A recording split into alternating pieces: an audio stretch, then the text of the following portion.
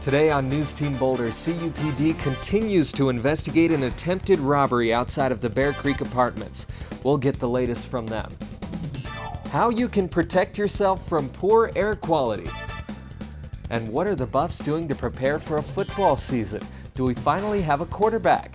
All that and more up next on NewsTeam Boulder.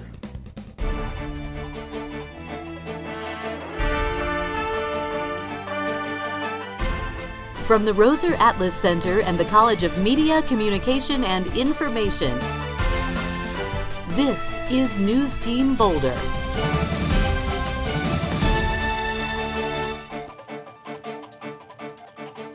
Welcome to today's edition of NewsTeam Boulder. Our top story today involves an unidentified male robber on the CU campus. The attempted robbery happened just before 11 p.m. on Sunday night.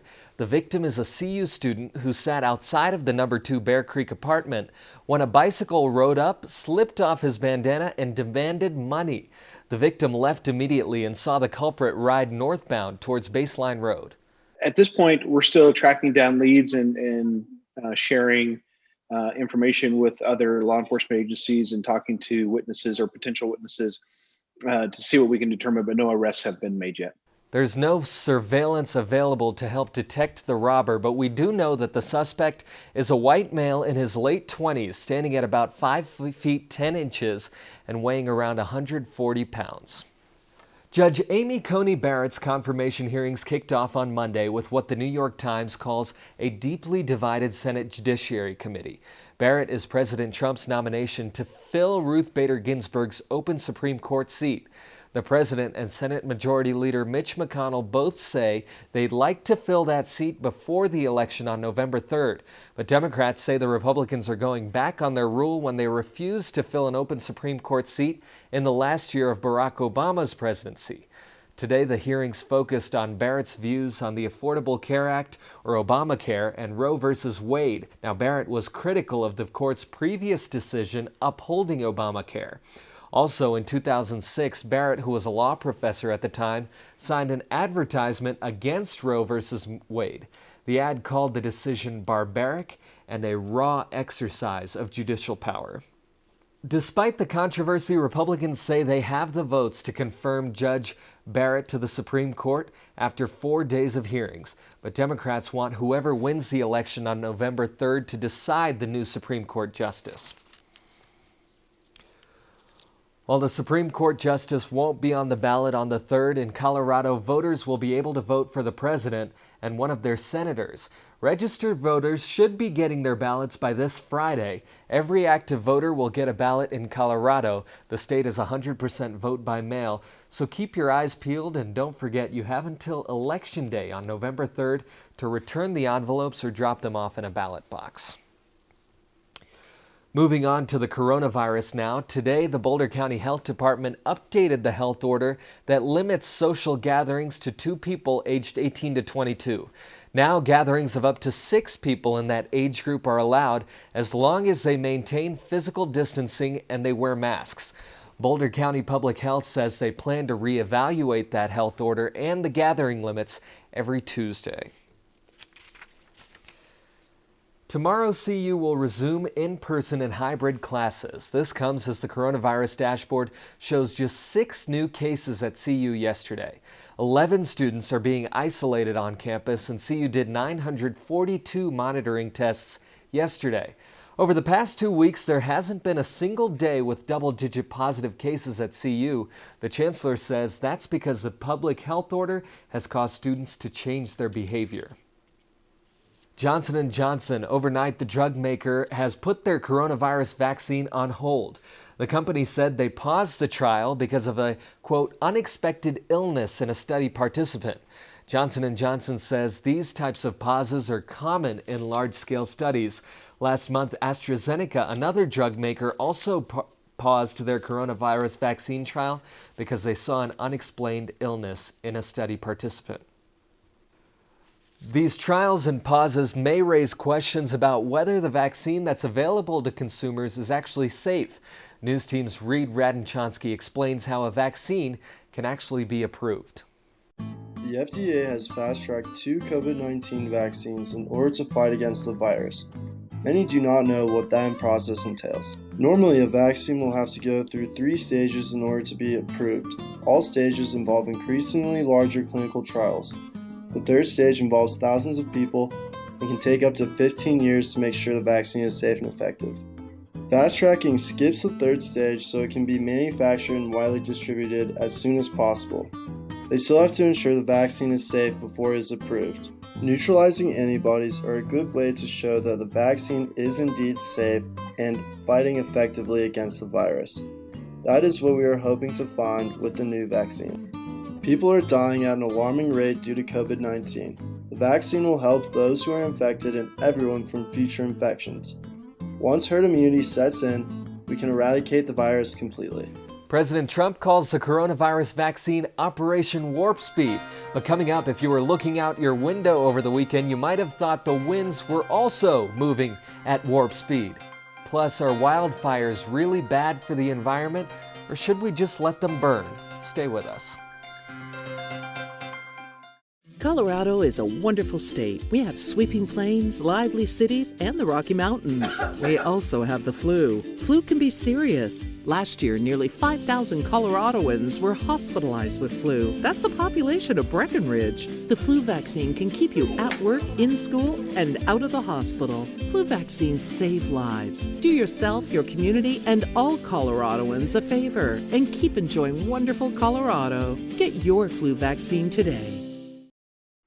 A hailstorm over Chicago hit a United Airlines plane bound for Washington Dulles, and it cracked its windshield. The Airbus A320 took off from Chicago O'Hare at 2 p.m. yesterday. A passenger said the flight flew through a 4-minute barrage of hail shortly after takeoff. The pilots circled around Lake Michigan and landed back in Chicago safely. All of the passengers were moved to a different airplane, and they all made it to Washington. Back in Boulder, a surge of violent winds whipped around Colorado on Sunday afternoon.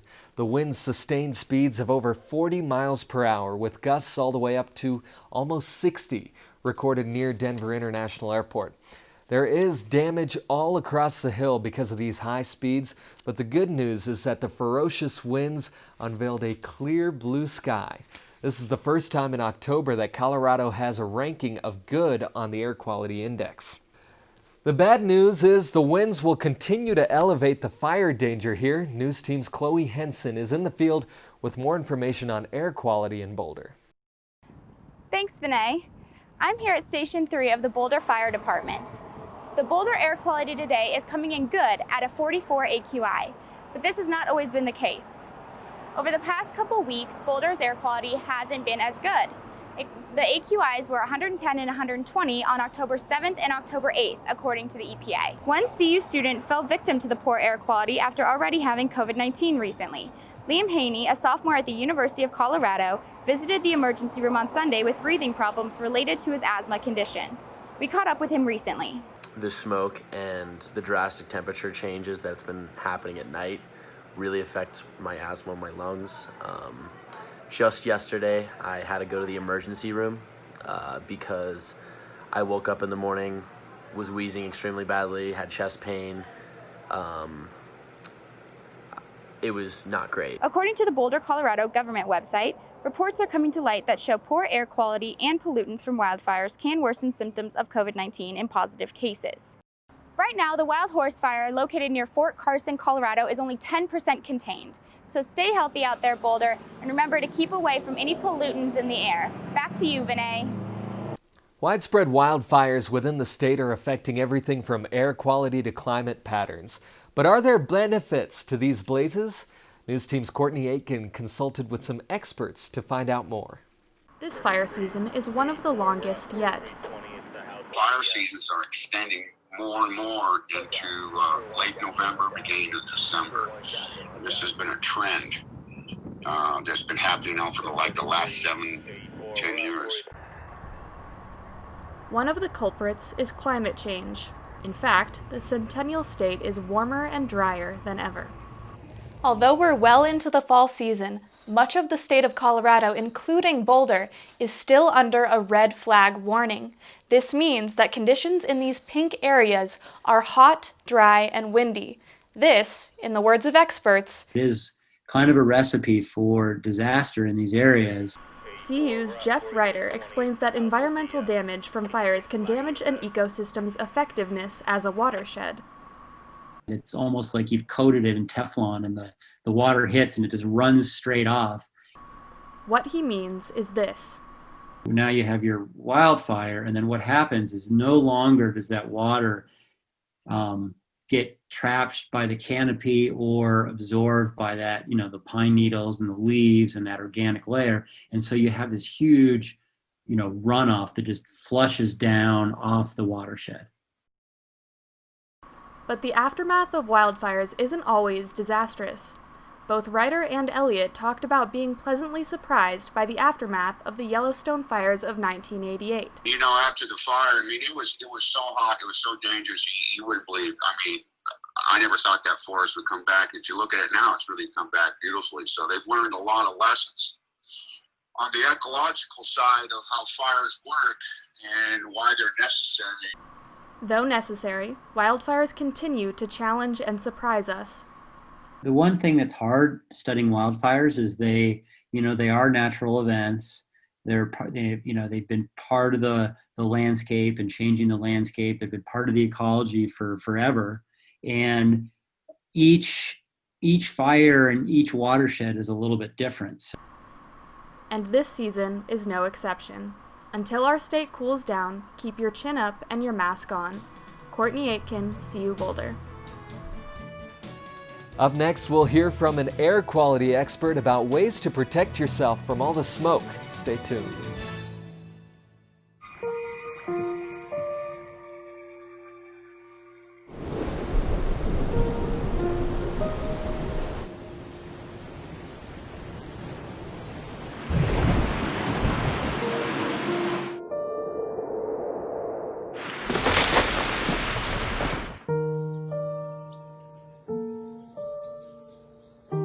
Don't wait. Communicate. Make your emergency plan today.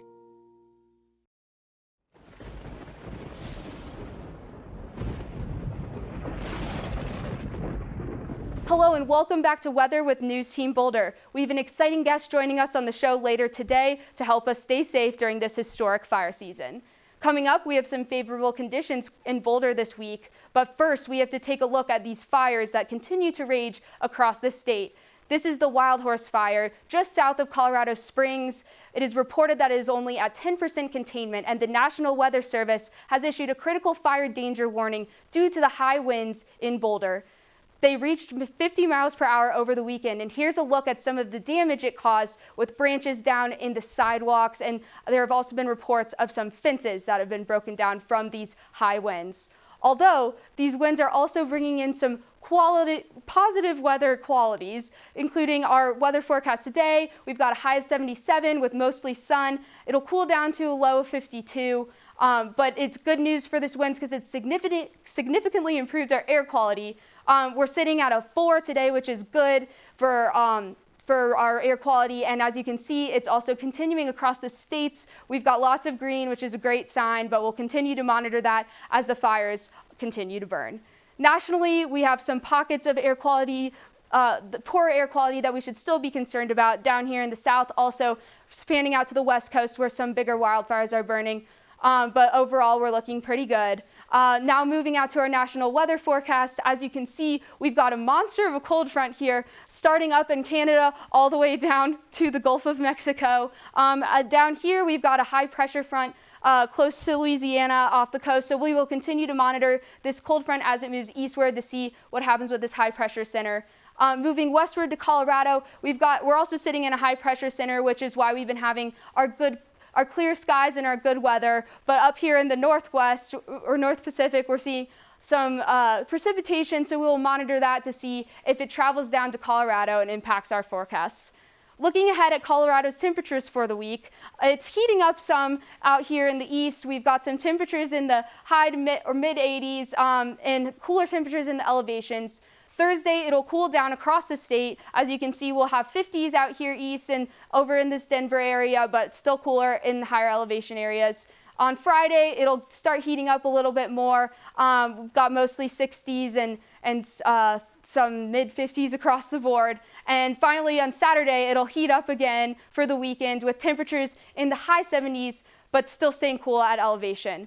Back in Boulder, tomorrow we'll have some nice clear skies with a high of 78 and sunny all day with a low of 35. But make sure to watch out for those winds because we're expecting gusts of up to 44 miles per hour. It'll cool down in the evening, like I said, and into the weekend we can expect more mild temperatures, but mostly sunny on Thursday with some temperatures climbing up into the high 60s and 70s this weekend.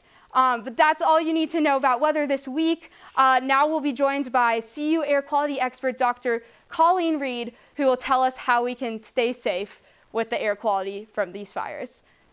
At this point in time, we don't know what the long-term impacts are of the wildfire smoke, but we do know there's long-term sort of cumulative effects from just bad air pollution from all sorts of sources on health long-term. So anything you can do to decrease your exposure is helpful. Even in Colorado, we're having bad air quality, but it's not as bad as they're getting in California, Oregon, and Washington. We have pockets of time where the air quality is better. So what I try to do is I look at those forecasts and I try to spend my time outside or exercising during those pockets when it looks like the air is going to be a little bit better. Because we know that when you exercise, you're just getting a heavier dose, right? You're breathing more. You're getting more of the particles into your lungs. When the air is really bad, you should try to stay indoors. If you keep your windows and doors closed, you can really keep that clean air inside and spend the time inside when the air quality is bad.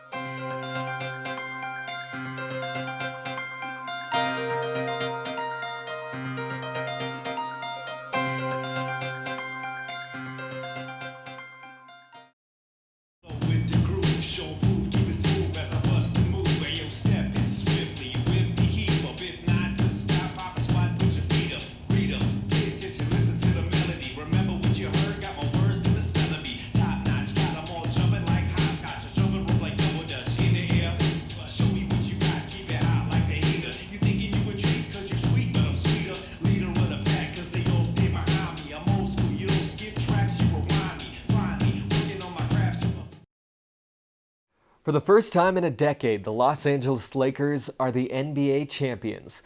LeBron James and company beat the Miami Heat in Game 6, 106-93, but the game wasn't really that close.